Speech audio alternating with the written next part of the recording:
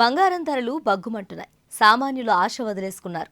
Rocket వేగంతో దూసుకెళ్తున్న ధరలు all time రికార్డుకు చేరుకున్నాయి. అంతర్జాతీయ ఉద్రిక్తలు, ఆర్థిక మాంద్యం వల్ల రేట్లు భారీగా పెరుగుతున్నాయి. చాలా దేశాలు బంగారాన్ని భారీ క్వాంటిటీలో కొనుగోలు చేస్తుండటంతో ఫుల్ డిమాండ్ ఏర్పడింది. తగినంత సప్లై లేకపోవడంతో ధరలు కొండెక్కాయి. ధరల పెరుగుదలకు మన పొరుగు దేశం చైనా కూడా ప్రధాన కారణం. ఆర్థిక సంక్షోభంలో చిక్కుకున్న చైనాలో గోల్డ్ సేల్స్ ఊపందుకున్నాయి. ప్రజలతో పాటు కమ్యూనిస్ట్ ప్రభుత్వం కూడా టన్నుల కొద్ది పసిడిని కొని దాచుకుంటుంది. భారత్, టర్కీ, సింగపూర్ వంటి దేశాలు కూడా భద్రమైన భవిష్యత్తు కోసం బంగారాన్ని ఎడాపెడా కొనిపాడేస్తుండటంతో రేట్లకు రెక్కలొచ్చాయి.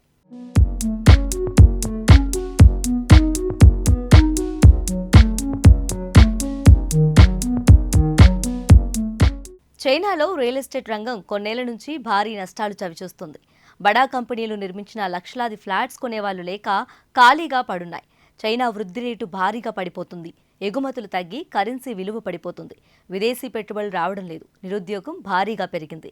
ఆర్థిక వ్యవస్థను గాడిలో పెట్టడానికి ప్రభుత్వం ఎన్ని చర్యలు తీసుకుంటున్నా ఫలితం కనిపించడం లేదు. ఇళ్ల ధరలు తగ్గడంతో చైనీయులు పొదుపుపై దృష్టి సారించారు. సురక్షిత ఇన్వెస్ట్మెంట్ అయిన గోల్డ్ కోసం ఎగబడుతున్నారు. యువకులు బంగారాన్ని విపరీతంగా కొంటున్నారు. భద్రమైన భవిష్యత్తుకు బంగారమే ఏకైక మార్గం అంటున్నారు. చైనా సెంట్రల్ బ్యాంక్ కొన్నేళ్లుగా బంగారాన్ని గుట్టల కొద్దీ కొంటుంది.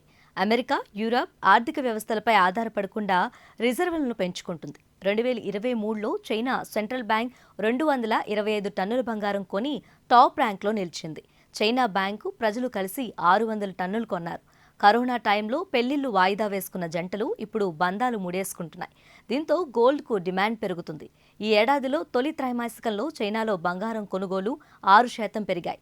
చైనీయులు గోల్డ్ను బీన్స్ గింజల రూపంలో ఎక్కువగా కొంటున్నారు.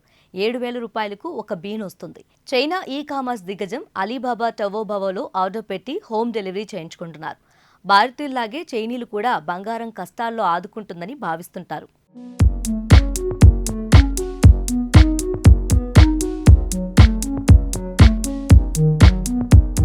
బంగారం ధరలు ఇప్పట్లో తగ్గే అవకాశం లేదని నిపుణులు చెబుతున్నారు.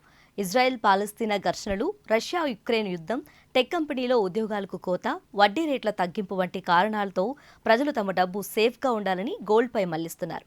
మన రిజర్వ్ బ్యాంక్ కూడా ఆర్థిక స్థిరత్వం కోసం బంగారాన్ని భారీగా కొంటుంది. ఈ ఏడాది జనవరిలో 8.7 టన్నులు కొనింది. ఆర్బీఐ వద్ద ప్రస్తుతం 817 టన్నుల గోల్డ్ రిజర్వ్ ఉంది. అమెరికా, యూరప్ దేశాలతో పోల్చితే ఇది చిన్న మొత్తమే. భారత్, టర్కీ, ఇండోనేషియా వంటి థర్డ్ వరల్డ్ దేశాలు 2 దశాబ్దాలుగా బంగారాన్ని భారీగా కొంటున్నాయి. చైనా ఆర్థిక సంక్షోభం మరికొన్నేళ్లు ఇలాగే కొనసాగే అవకాశం ఉండడంతో బంగారం కొనుగోలుతో పాటు ధరలు కూడా భారీగానే ఉంటాయని నిపుణుల అంచనా.